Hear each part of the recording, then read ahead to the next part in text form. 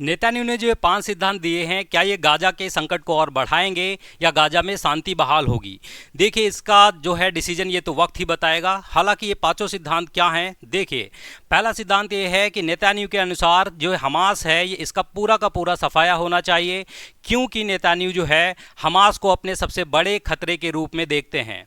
दूसरा प्रिंसिपल या दूसरा सिद्धांत नेतन्याहू के अकॉर्डिंग ये है कि जितने भी बंधक बनाए हैं हमास ने, उनके वो जीवित हों चाहे मृत हों, उनकी वापसी होनी चाहिए। अब ये बंधक आए कहाँ से?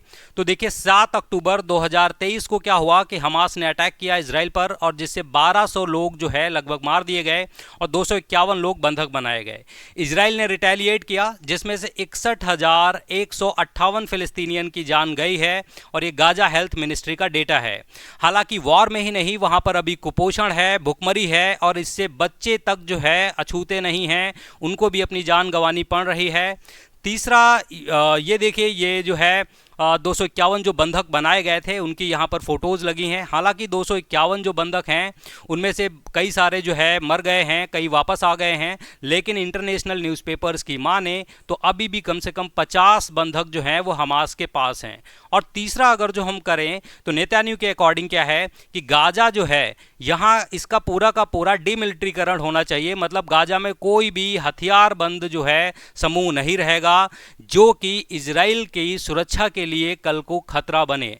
और चौथा प्रिंसिपल ये है, देखिए ये गाजा का मैप आपके सामने है। गाजा का अभी 70% जो एरिया है गाजा स्ट्रिप का, उसको नो गो जोन एरिया डिक्लेयर किया गया है, और यही नो गो जोन जो एरिया है ये सबसे बड़ी त्रासदी लोग कह रहे हैं, चाहे यूनाइटेड नेशन की माने, चाहे आप वर्ल्ड के दूसरे ऑर्गेनाइजेशंस की माने, क्योंकि इसी नो गो जोन एरिया ने मानवीय त्रासदी, इट मीन्स कुपोषण और भुखमरी, इसको जन्मा है। और ये नो गो जोन एरिया क्या होता है इसका डिस्कशन हम लोग नेक्स्ट वीडियो में करेंगे। हालांकि चौथा जो प्रिंसिपल है वो ये कहता है कि गाजा जो है, गाजा स्ट्रिप का जो मिलिट्री कंट्रोल है वो अभी भी नेतन्याहू या इजराइल अपने पास रखेगा। और पांचवा ये है कि गाजा जो है, गाजा स्ट्रिप, उसका जो शासन है, नागरिक प्रशासन है, वो किसी तीसरे ग्रुप को सौंपा जाएगा। तीसरा ग्रुप का मतलब ना तो हमास को सौंपा जाएगा और ना ही जो है फिलिस्तीनियन अथॉरिटी को सौंपा जाएगा। अब ये हमास और फिलिस्तीनियन अथॉरिटी हैं क्या? तो देखिए, पहली बात तो हमास और फतह के बारे में हम लोग पहले समझते हैं। देखिए 2006 में क्या हुआ, 2006 में फिलिस्तीन की संसद में चुनाव हुआ, और उस चुनाव में हमास ने अप्रत्याशित जो है वहाँ पर सीटें जीत ली, और जिससे कि फतह के जो लीडर थे वो थे महमूद अब्बास, राष्ट्रपति फिलिस्तीन के। तो फतह और हमास के बीच में जो है सत्ता के लिए जो है संघर्ष चलने लगा।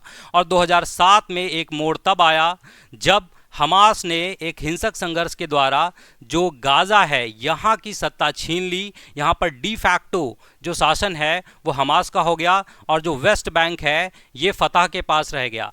उसके बाद हम बात करते हैं फिलिस्तीनियन अथॉरिटी की, आखिर ये क्या है? तो देखिए 1993 में क्या हुआ था, एक ओस्लो एग्रीमेंट है, ओस्लो समझौता है। उस ओस्लो एग्रीमेंट के तहत ये 1993 में हुआ था, और ओस्लो एग्रीमेंट के तहत 1994 में फिलिस्तीनियन अथॉरिटी की स्थापना हुई थी। यह फिलिस्तीनियन अथॉरिटी की स्थापना क्यों हुई? जब तक फिलिस्तीन को एक स्वतंत्र देश की मान्यता नहीं मिल जाती है तब तक अस्थायी सरकार के तौर पर फिलिस्तीन का शासन फिलिस्तीनियन अथॉरिटी चलाएगी। अब बात यह है कि नेतन्याहू ये कह रहे हैं कि भाई जो गाजा स्ट्रिप है उसका शासन हम किसी तीसरे ग्रुप को देंगे, ना तो हमास को देंगे और ना तो हम फिलिस्तीनियन अथॉरिटी को देंगे। तो अब इसका जवाब यह है कि क्या जो है गाजा स्ट्रिप या गाजा के रहने वाले लोग किसी तीसरे ग्रुप को एक्सेप्ट करेंगे या नहीं करेंगे? अब मुझे तो नहीं लगता कि ये जो है कुछ 5 प्रिंसिपल जो है एक्सेप्ट किए जाएंगे फुली, हालांकि ये तो वक्त ही बताएगा। ऐसे ही वीडियोस पाने के लिए आप चैनल को सब्सक्राइब कर सकते हैं और इन वीडियोस को शेयर कर सकते हैं, लाइक कर सकते हैं। आपका बहुत बहुत धन्यवाद।